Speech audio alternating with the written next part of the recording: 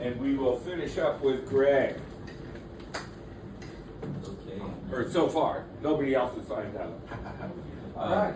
This is my first time doing something like this. Yay. Tell us a bit about yourself. I mean, what? Yeah. Yes, I am 31, 5'11", losing weight every day. Hey. Yeah. Just thinking how all of us go through so much even just to get up on a stage like this. So I'm going to read a poem just to ground myself and how powerful this is for me. You're right. It is.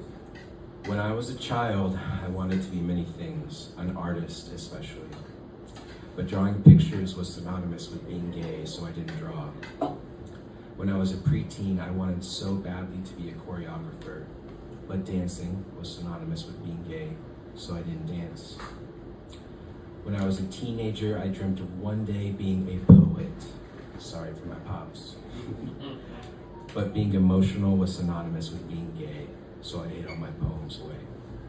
When I was an adult, though, I finally wanted to be happy. But being happy also meant being gay, so I accepted what I rejected and became what I needed all along, myself, evolution of a happy soul. Yeah! So I got sober this summer, which is great. Yay! In my hands, I'm holding one of two books that I wrote about 6 years ago. I quit my job that I loved, left my Denver studio, which I loved, because I met some guy that ended up being a catfish. But I was so dedicated to my dream and believing in myself that I was like, nobody can tell me different. I wanted to leave, pursue my writing, pursue my art, and so I did this book, and then I published it on Amazon, and then I took it off shortly after, because I was too ashamed that what I dreamed would happen did not happen. We don't always realize that the people we love aren't worth loving. So this is a poem to kind of echo that. Work. It can weather the hands and sour the spirit. Still, it does little compared to love. Love, able to wither the heart and tatter the soul. Still, it cannot compare to pain.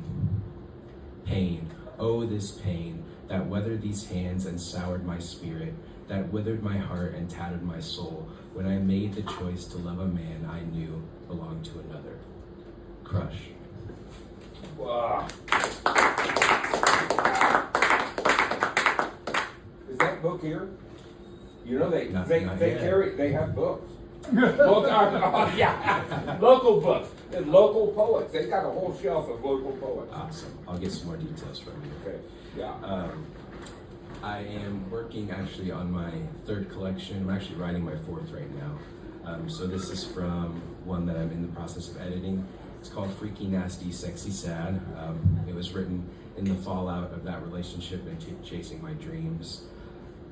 One of the reasons I got there is because I bought this philosophy on YouTube, especially, called Twin Flames. I thought that I had been through so much pain in my life that now I was at the stage where my evolution was just about finding the one person in life that I was supposed to love, the person who had also been through so much pain. They were evolved just like me, and we were better than everybody else, and we were gonna find each other, then get off this planet. Well, when you start to believe something like that, the universe has a way to teach you that we're all equal. Right. So, yeah, these were written in that place. Muscle burdened, adonis smile heavy, stop running, get down. Find me as a flower, lone upon a barren land, petals fed but hungry.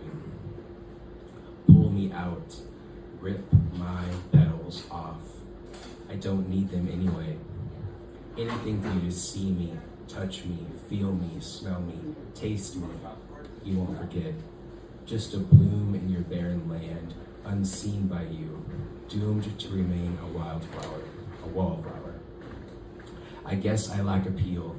If only I had been born a football, this could have been different. Amenius spurned.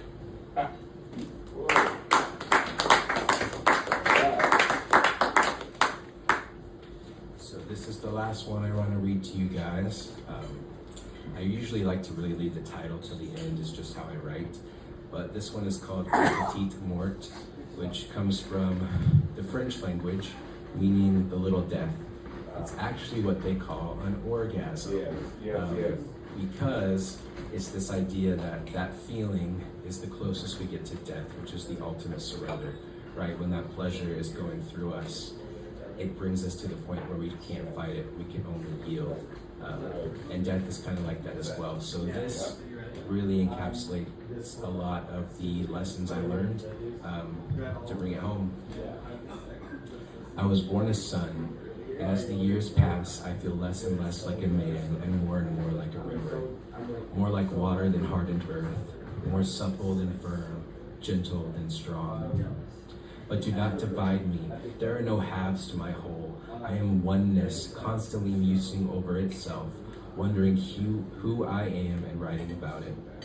I gave myself to God only to lose him and gain myself, because I too am also one. One in 1,000 faces that reflect back to me myself. Everything a reflection, pulling this me from the box I call self-concept, who I think I am and who I should be. But I am so unlike the self I was born with, so unlike the godly man I was taught to be, full of much more questions than answered, and peace that comes from knowing it's okay to be nothing, then something, then nothing again when I sleep or breathe or die. A droplet in the summer rain returning to its mother. This sea and I are one, more like a woman than a son, more like a son than a woman, more like a flowing river than the falling rain. I laugh because you fear death when I crave it, not because I want to die, but because I want to live, consciousness outside of its schoolhouse, Christ outside of his body, love outside of its hiding hole. You ask me who I am, and I yearn to say nothing. I am only acting after all, playing this part then that, for whatever reason, settling through your hands and your lips and your heart throbbing. Euphemism. There's a different word there.